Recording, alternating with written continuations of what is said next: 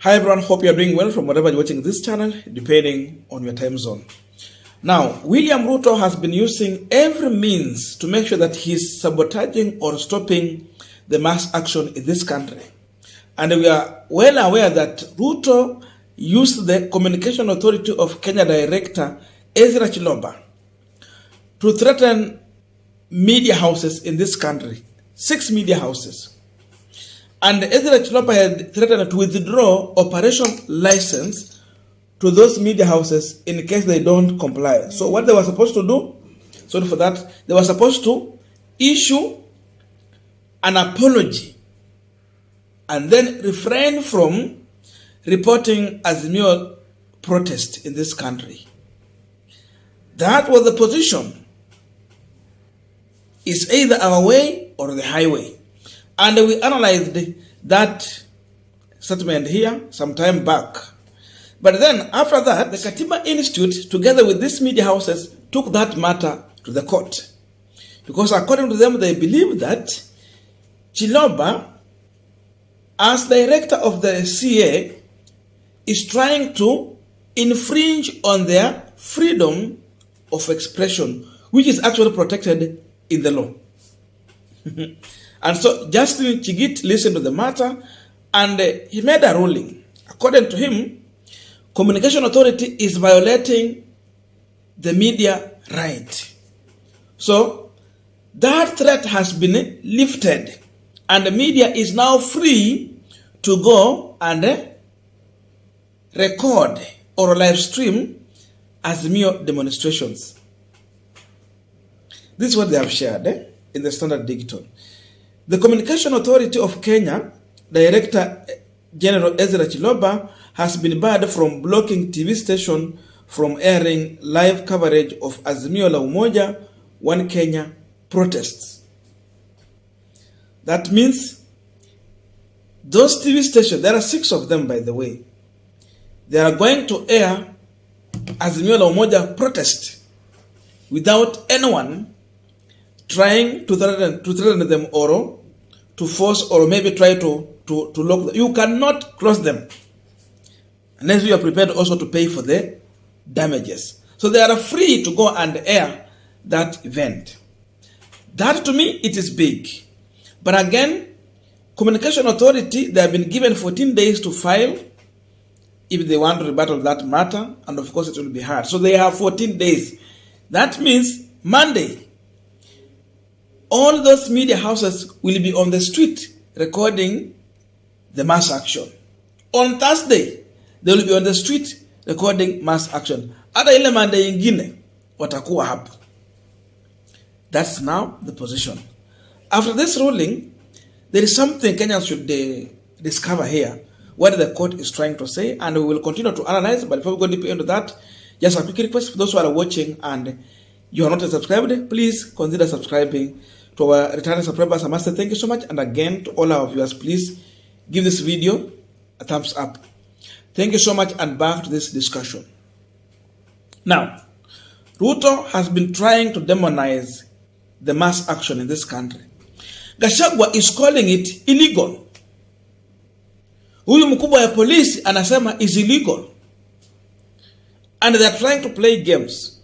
But what we understand is that, in fact, even for those who remember, Jeremiah Kioni and Oparanya took a notice to the police and they were refusing to take. So they had also forced that letter on their table, on their desk. So imagine even they are refusing to take a notice. Why? The truth is that police is not independent as it should be. They are working under strict orders from William Samoei Ruto. Sasa huyo ndio president anasema ako president wa Kenya. President mgani wa Kenya mwenye haheshimu katiba na sheria? You can't be a president who want to gag everyone, and people have their freedom.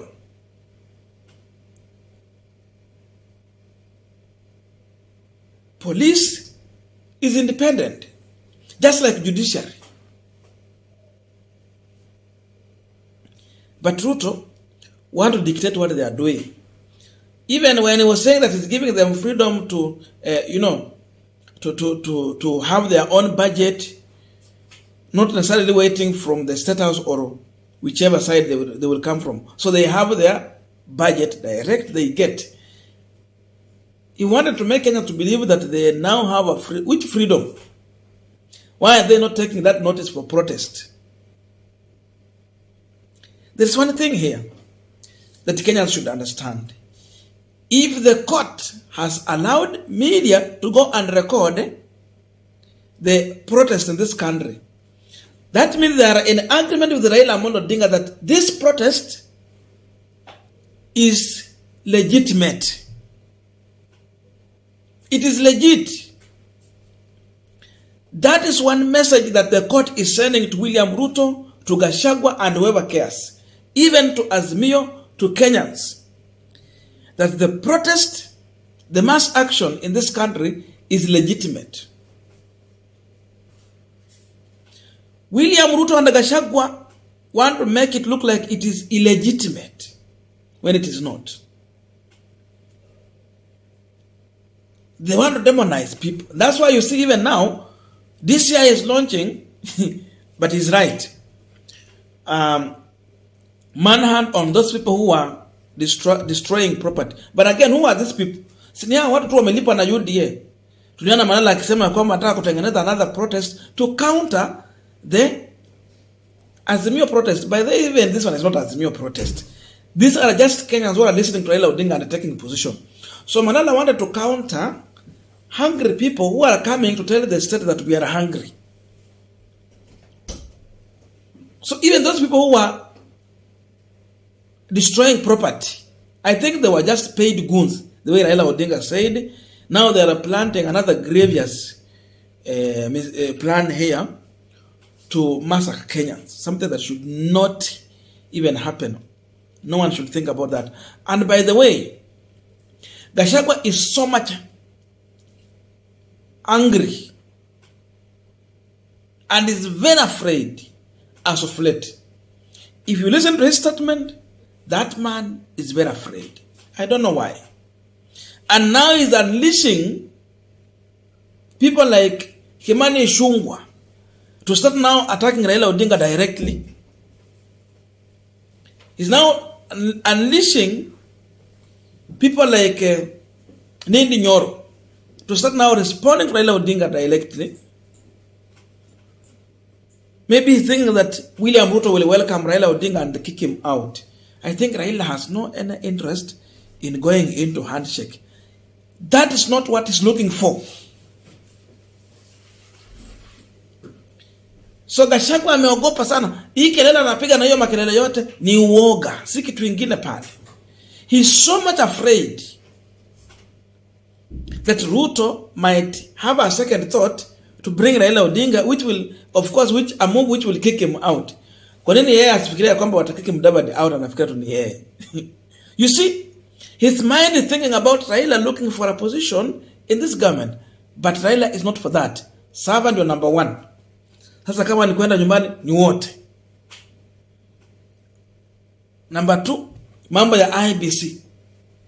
Forget about what we have done, start afresh, and let all of us be involved in that matter. Number three, watu wako njaa hii Kenya. Msijifanya hamuelewi. Mnajifanya nyinyi wazimu hamuelewi. People are hungry. Bring back subsidy, education, help. Yote irudi. And lastly, mambo ya CAS, administrative cabinet, CASS, cabinet administrative secretary. Hiyo yote atoe, ameweka 50. Today the court is stopping the process that he had already begun. Watu wamechukua kiapo. They took oath of office now. But the court has stopped, saying they should not receive any benefit, any salary, and they should not act in any capacity as CASs. Raila is saying you must stop. All this is possible to happen because we have a new constitution and we have people who fought for that. Raila is among those people.